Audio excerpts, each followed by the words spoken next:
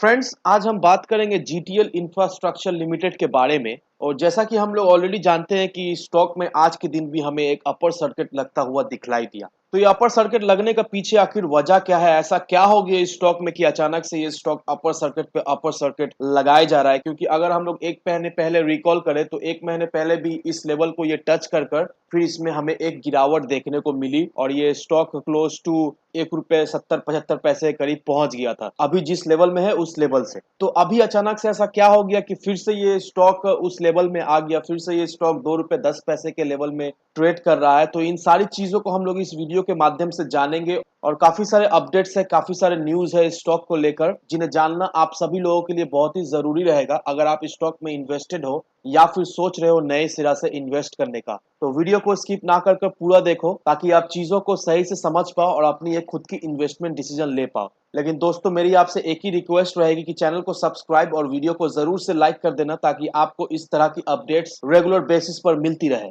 तो चलिए friends, video को स्टार्ट करते हैं। तो सबसे पहले इसके अगर आज के कारोबार पर नजर डालें तो स्टॉक जो है ओपन हुआ ₹2.10 में और ₹2.10 ही इसका हाई एंड लो था। और आप देख ही पा रहे हो दोस्तों कि परफेक्ट 5% का एक अपर सर्किट लगता हुआ इस स्टॉक में हमें दिखलाई दिया। और वहीं अगर हम लोग बात करें पिछले 5 दिनों की तो आप देख ही पा रहे हो दोस्तों, पिछले 5 दिनों में इस स्टॉक में हमें अपर सर्किट पे अपर सर्किट लगता हुआ दिखलाई दिया और ये पिछले 5 दिनों में क्लोज टू 13% का एक रिटर्न जनरेट करके दे दिया है। और वहीं अगर इसके हम लोग एक महीने पहले की कारोबार पर नजर डालेंगे तो आप देख ही पा रहे हो दोस्तों, स्टॉक ₹1.5 के करीब ट्रेड किया करता था, फिर वहां से हमें ₹2 के लेवल को ये टच करता हुआ दिखलाई दिया, फिर ₹2 के लेवल से इसमें हमें एक गिरावट दिखलाई दी ₹1.75 का और आज के डेट में आप देख ही लो ये अभी ₹2.10 में ट्रेड कर रहा है। तो एक महीने में इसने ठीक ठाक रिटर्न दिया है, क्लोज टू 35% का एक रिटर्न जनरेट करके दे दिया है। लेकिन वहीं अगर बात करें एक साल की तो आप देख ही सकते हो दोस्तों, एक साल में इस स्टॉक ने एक अच्छा खासा लमसम रिटर्न जनरेट करके दिया है, क्लोज टू 180% का एक ऑसम रिटर्न अपने इन्वेस्टर्स को जनरेट करके दे दिया है। इस स्टॉक में वैसा कुछ खास है नहीं, इसका बैलेंस शीट उतना खास मजबूत है नहीं, लेकिन फिर भी इन्वेस्टर्स इसमें इन्वेस्ट किए जा रहे हैं क्योंकि उन्हें ऐसा लगता है कि इस स्टॉक में पोटेंशियल है वैसा कि आने वाले फ्यूचर में ये स्टॉक उन्हें एक मल्टीबैगर रिटर्न देकर जाएगी। तो इन्वेस्टर्स जो सोच रहे हैं कि ये स्टॉक उन्हें एक अच्छा खासा रिटर्न बनाकर दे जाएगा, तो ऐसा रियलिटी में होगा या नहीं, इन चीजों को मैं इस वीडियो में डिस्कस करूंगा। लेकिन सबसे पहले दोस्तों, एनएससी के वेबसाइट पर अगर हम नजर डालें तो आप देख ही सकते हो जो टोटल क्वांटिटी जो ट्रेड हुई है वो है 33,35,170। और यहाँ पर तो जो डिलीवरी का परसेंटेज है वो अभी अपडेट हुआ नहीं है, लेकिन ऑलरेडी हम लोग जानते हैं कि इसने आज के दिन भी 100% का जो है वॉल्यूम वो डिलीवरी बेसिस में उठाई गई है। और यहाँ पर जो एएमओ का जो फिगर है वो हैरत अंगेज फिगर है दोस्तों। यहाँ पर देख लो क्लोज टू 7 करोड़ क्वांटिटी जो है वो एएमओ में ऑर्डर लगा पड़ा हुआ है। तो आप देख लो दोस्तों कि लोगों के बीच में किस तरह की एक क्रेज है इस स्टॉक को लेकर। 7 करोड़ लोग लाइन में लगे बैठे हुए स्टॉक को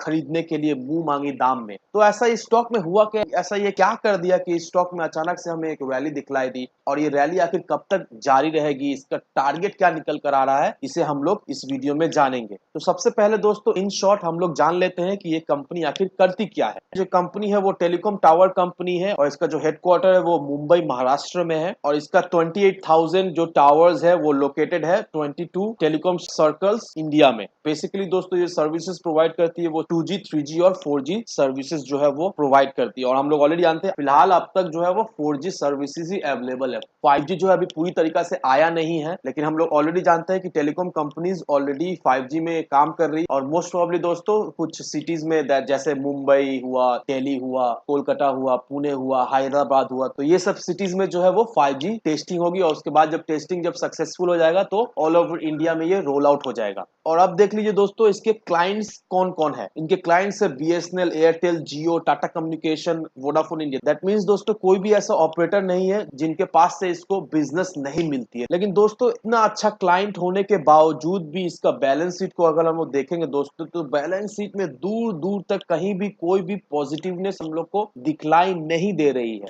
तो यहाँ पर आप बैलेंस शीट देखो दोस्तों, आरओसीई नेगेटिव में है, ईपीएस नेगेटिव में है, कंपनी के पास कर्ज बहुत ज्यादा है, 5,134 करोड़ का कर्ज है। 3 साल की अगर प्रॉफिट को देखें वो भी माइनस में है, -26.76 की। प्रॉफिट एंड लॉस देख लो दोस्तों, साल दर साल इसकी जो लॉस है वो हमें बढ़ती हुई दिखलाई दे रही है। रिजर्व नेगेटिव में है, बोरोइंग्स बहुत ज्यादा है, प्रमोटर्स होल्डिंग देख लो दोस्तों, प्रमोटर्स होल्डिंग ना के बराबर है। तो अगर इसके बैलेंस शीट को अगर हम लोग रेटिंग दे तो 1 स्टार भी इसके बैलेंस शीट को हम लोग रेटिंग नहीं दे सकते। इसका बैलेंस शीट है जो एकदम बेकार है, इसका बैलेंस शीट में कोई भी दम नहीं है, लेकिन फिर भी इन्वेस्टर जो है वो स्टॉक में इन्वेस्ट किए जा रहे हैं, फिर भी ये स्टॉक भागे जा रहा है। तो देखिए दोस्तों, दो इंपॉर्टेंट बातें मैं आपको बताऊंगा। पहला जो इंपॉर्टेंट बात हुआ, तो नॉर्मली जो पेनी स्टॉक होते हैं दोस्तों वो फुल्ली ऑपरेटर्स ड्रिवन होते हैं। तो ऐसे स्टॉक में जो है ना ऑपरेटर्स बहुत ही एक्टिव रहते हैं, ऐसे स्टॉक को बहुत ही मैनिपुलेट करते हैं। तो ये फैक्टर आपको याद रखना है कि ऑपरेटर्स के चाल में आपको फंसना है नहीं। अपना इन्वेस्टमेंट बिना सोचे समझे किसी भी स्टॉक में नहीं लेना है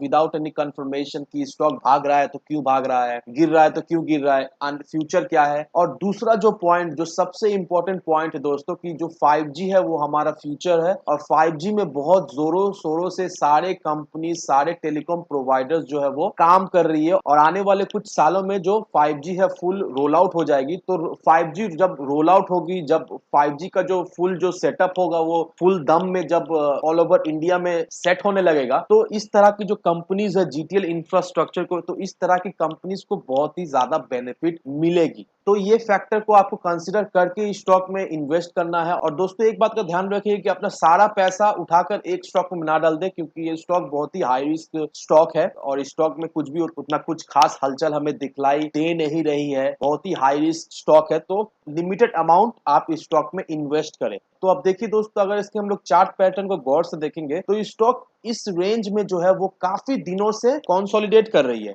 यहाँ पर देख लो दोस्तों, 2 रुपए 10 पैसे से ये स्टॉक डाउन हुआ, फिर उसी लेवल को टच करने की कोशिश किया, फिर यहाँ से डाउन हुआ, फिर यहाँ पर 2 रुपए 10 पैसे को टच किया, फिर वहां से हमें एक डाउनफॉल दिखलाई दिया, और आज के डेट में देखिए फिर से ये 2 रुपए 10 पैसे को टच किया है। तो अब क्या होगा, अब इसका प्रिडिक्शन क्या होगा दोस्तों? तो एक बात का ध्यान लो दोस्तों, 2 रुपए 10 पैसा है वो बहुत ही इंपॉर्टेंट रेजिस्टेंस लेवल है। इस रेजिस्टेंस को अगर तोड़ता है तभी जाके इसमें 3 रुपए 4 रुपए का हमें टारगेट दिखलाई दे सकती है। लेकिन एक बात का ध्यान रखिएगा, रेजिस्टेंस तोड़ते ही आप इसमें टूट ना पड़े, रेजिस्टेंस तोड़ते ही आप बिना कुछ सोचे समझे इन्वेस्टमेंट करना शुरू ना कर दे, क्योंकि रेजिस्टेंस तोड़ने के बाद आप देखोगे कि 1-2 दिन आप देखो कि उस रेजिस्टेंस को सस्टेन कर पाता है कि नहीं, होल्ड कर पाता है कि नहीं। अगर फिर भी उस रेजिस्टेंस तोड़ने के बाद अगर 2 रुपए 30 से 50 पैसे के बीच में ये होल्ड करके रख पाता है, तो नो डाउट दोस्तों स्टॉक में आप इन्वेस्ट करके 3 से 4 रुपए के टारगेट को आप एक्सपेक्ट कर सकते हो। लेकिन मेक श्योर दोस्तों, कोई भी इन्वेस्टमेंट डिसीजन लेने से पहले अपनी डिटेल रिसर्च जरूर से करें। किसी की बात सुनकर अपना इन्वेस्टमेंट डिसीजन ना ले, क्योंकि अगर आप किसी की बात सुनकर इन्वेस्ट करते हो और अगर आपका लॉस होता है तो अल्टीमेटली आपका ही हार्ड एंड पैसा डूब जाएगा। तो मेक श्योर अपना रिसर्च किए बिना